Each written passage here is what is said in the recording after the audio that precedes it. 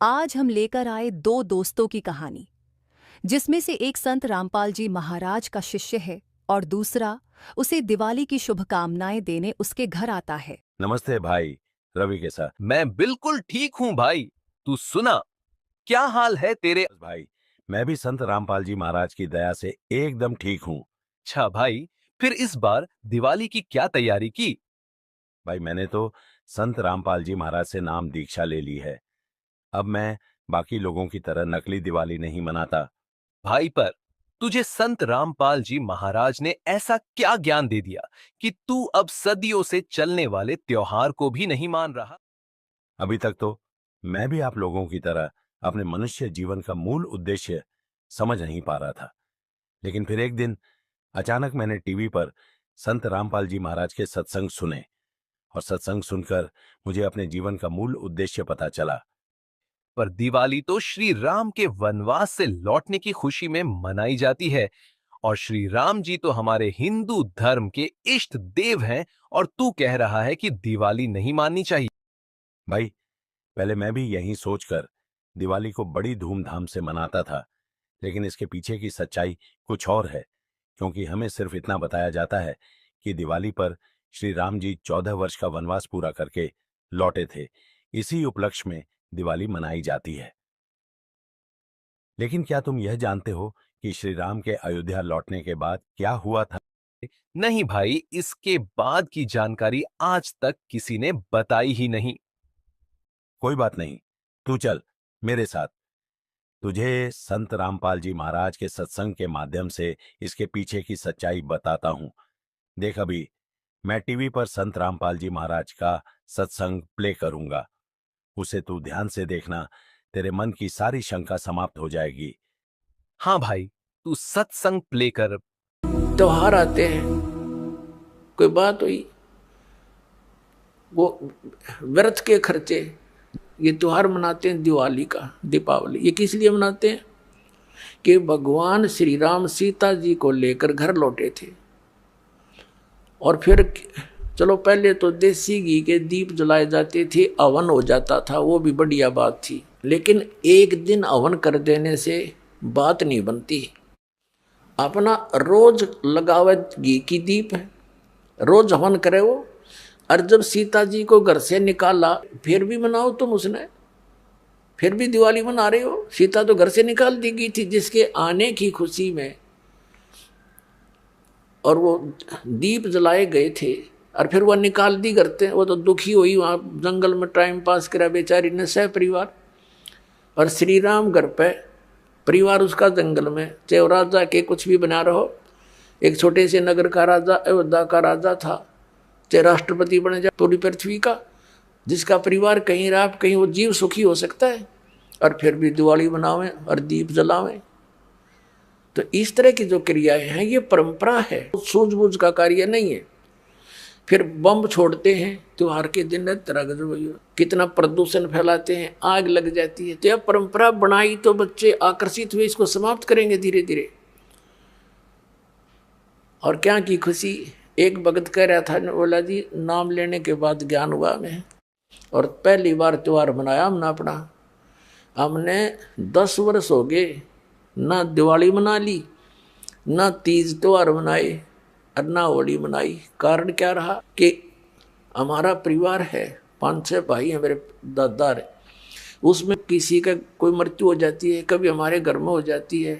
पिछली बार मेरी बहन विधवा होगी, सारा 1 साल तो फिर मनाना ही नहीं कुछ भी।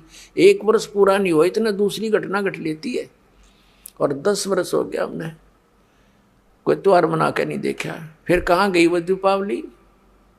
और परमात्मा कहते हैं इसे गंदे लोक में, जैसे नानक साहब जी से कहा था कि आप यहाँ खुशी नजर नहीं आते, मायूस बने रहते हो।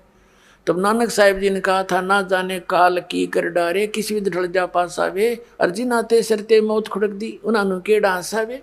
एक समय एक लड़के का ब्याह था, पहले दिन डीजे बजा रहे, घर में भी नाचे कूदे, बहन भी उसकी घुड़चड़ी पे उसका जो निकाली हुआ फेरी, वो भी चित्र समाचार पत्र में। अगले दिन विवाह के लिए जा रही थी बारात, वो दुल्ले वाली कार टकरा गई एक टैंकर तय, ट्रक से या टैंकर से।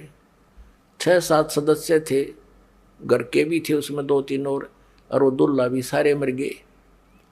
अब फिर टक्कर मार मार कर रो रहे हैं, बाल पाड़ रही हैं वो बहनें, पहले दिन जो डांस कर थी, नाचन कूदने फंड कर रही थी।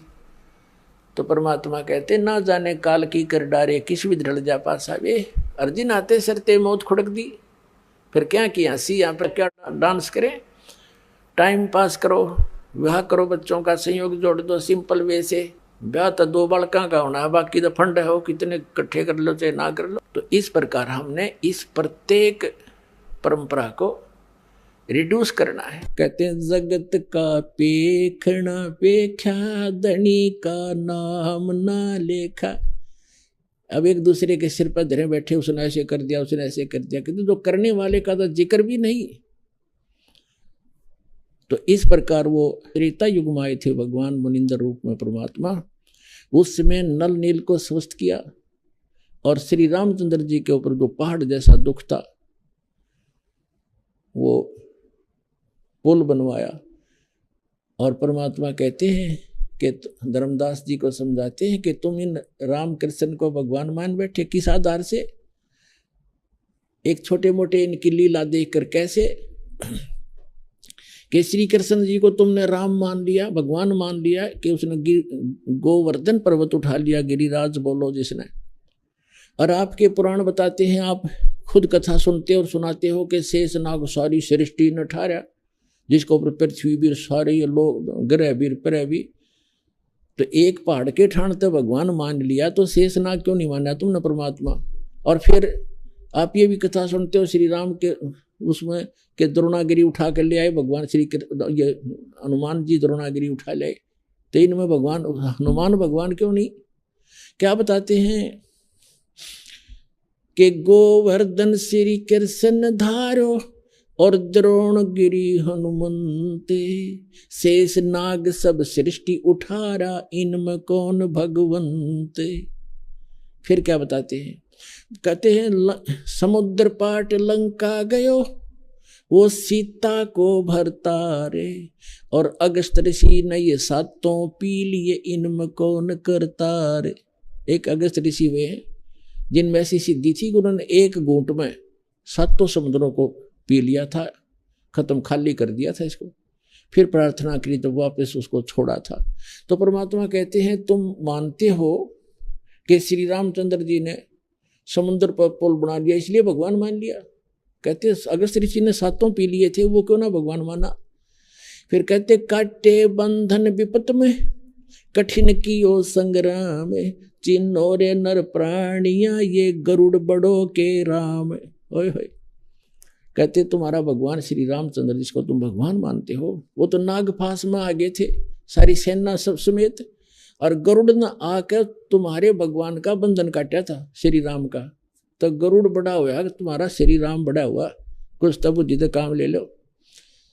भजन करो उस रब को जो दाता है कुल सबका, भजन करो उस रब को जो दाता है कुल सबका। वो है कबीर इज गॉड, धानक रूप रहा करतार, अनंत कोट ब्रह्मांड का, एक रति नहीं भार, और सतगुरु पुरुष कबीर है ये कुल के सरजनहार। हम सुल्तानी नानक तारे दादू को उपदेश दिया, जात जुलाहा भेद नहीं पाया, वो काशी माए कबीर हो। बोलो सतगुरुदेव।